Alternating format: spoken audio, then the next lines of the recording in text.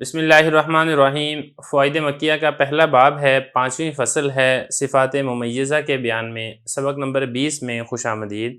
آج کے سبق کے اندر ہم پڑھیں گے کہ صفات ممیزہ یہ کس کو کہتے ہیں، اور پھر انشاءاللہ اگلے سبق میں ایک ایک کر کے ہم تمام کے بارے میں تفصیل کو پڑھیں گے۔ دیکھیں یہاں سے 5ویں فصل شروع ہو رہی ہے۔ 4تھی فصل تک پہلے ساری صفات کے بارے میں تفصیل سے آپ پڑھ چکے ہیں۔ یہاں سے حضرت بیان فرما رہے ہیں کہ صفات ممیزہ کو، ممیزہ کا مطلب ہوتا ہے جدا کرنے والی، الگ کرنے والی۔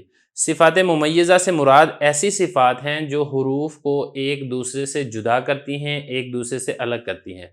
مطلب یہ ہے کہ بعض اوقات ایسا ہوتا ہے کہ ایک مخرج سے 2 حرف نکلتے ہیں، جیسا کہ عین ہے اور حا ہے، یہ دونوں ایک مخرج وسط حلق سے نکلتے ہیں۔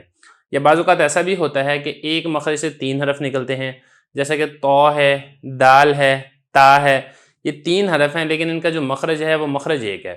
اب مسئلہ یہ ہے کہ حروف تو ایک سے زائد ہیں، مخرج ایک ہوتا ہے، آواز ایک جیسی نہیں ہوتی۔ جیسا کہ بالکل واضح ہے، جو آواز آپ عین کی نکالیں گے وہ آواز آپ کی حا کی نہیں ہے۔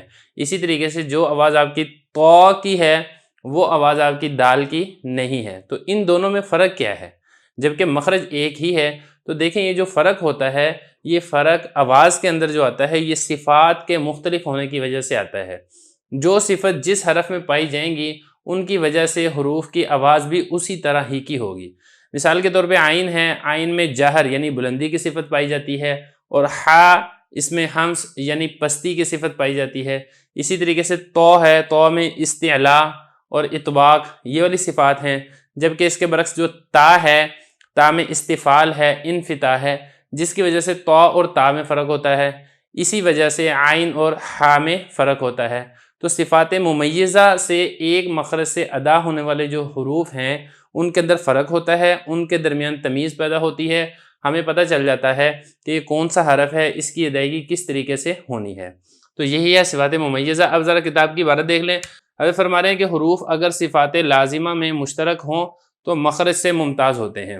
یہ پہلا اصول ہے اور پہلا نقطہ ہے، یعنی حروف کی آواز کے مختلف ہونے کا جو پہلا اصول ہے وہ یہ ہے کہ اگر کوئی حرف ایسے ہے جس میں صفات لازمہ مشترک پائی جائیں، مثال کے طور پہ 2 حرف ہیں، ان دونوں کی جو صفات ہیں وہ بھی ایک جیسی پائی جاتی ہیں لیکن مخرج ایک نہیں ہے، مخرج مختلف ہو تو مخرج کے مختلف ہونے کی وجہ سے جو آواز ہے اس کے اندر بھی فرق پیدا ہو جائے گا، ان کی آوازیں بھی ایک دوسرے سے جدا اور الگ ہو جائیں گی۔ تو خلاصہ کلام یہ ہے کہ جو حرف ایک دوسرے سے جدا ہوتے ہیں ان کی آواز جدا ہوتی ہے، یا تو اس لیے جدا ہوتی ہے کہ مخرج الگ ہوتا ہے، ایک کا مخرج کچھ ہے دوسرے کا مخرج کچھ ہے، جس کی وجہ سے فرق ہو جاتا ہے، اور بعض اوقات ایسا ہوتا ہے کہ اگر مخرج میں اتحاد ہو یعنی مخرج متحد ہوں تو صفات لازمہ منفردہ سے ممتاز ہوتے ہیں۔ یہ حضرت ذکر فرما رہے ہیں کہ اگر حروف ایسے ہیں کہ جو مخرج میں متحد ہوں، جیسا کہ میں نے آپ کو 2 مثالیں دی تھی کہ دونوں مثالوں کے اندر ایک میں 3 حرف تھے، ایک مخرج سے ادا ہو رہے تھے، دوسرے میں 2 حرف تھے، ایک مخرج سے ادا ہو رہے تھے، تو اگر ایسا ہو یعنی مخرج ایک ہو تو پھر صفات لازمہ منفردہ سے ممتاز ہوتے ہیں۔ ممتاز ہونے کا مطلب یہ کہ جدا ہوتے ہیں، الگ ہوتے ہیں۔ یعنی بعض ایسے حروف ہیں جو 2 ہیں ایک مخرج سے ادا ہوتے ہیں، یا 3 حرف ہیں ایک مخرج سے ادا ہوتے ہیں، تو ہر حرف کی کوئی ایسی لازم اور انفرادی صفت ہوتی ہے جو اس کو دوسرے حرف سے جدا کرتی ہے، الگ کرتی ہے۔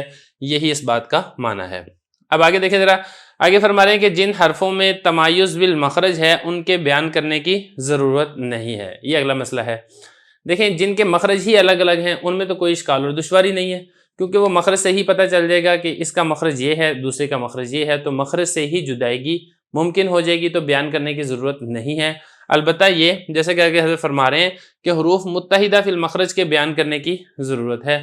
ہاں، جن حروف کا مخرج ایک ہے ان کو بیان کرنے کی ضرورت ہے، یعنی یہ بتانا یہ ضروری ہے کہ یہ حروف ہیں، ان کا مخرج ایک ہے، لیکن کون سی صفات ہے جس کی وجہ سے یہ ایک حرف اپنے اس دوسرے حرف سے الگ اور جدا ہو رہا ہے، وہ دوسرا حرف جو اس حرف کے ساتھ اس مخرج کے اندر شریک ہے۔ تو اس وجہ سے یہ صفات ممیزہ کا بیان یہاں سے شروع ہو رہا ہے، اس کے بعد پھر انشاءاللہ آگے چل کے حضرت ایک ایک کر کے ذکر کریں گے، یعنی وہ والے حروف ذکر کریں گے جو مخرج کے اندر تو متحد ہیں لیکن اپنی صفات کی وجہ سے ان کے اندر فرق آ رہا ہے، کون سے حرف کی کون سی صفت ہے وہ ہم انشاءاللہ آگے کر کے ایک ایک سبق کے اندر بیان کریں گے۔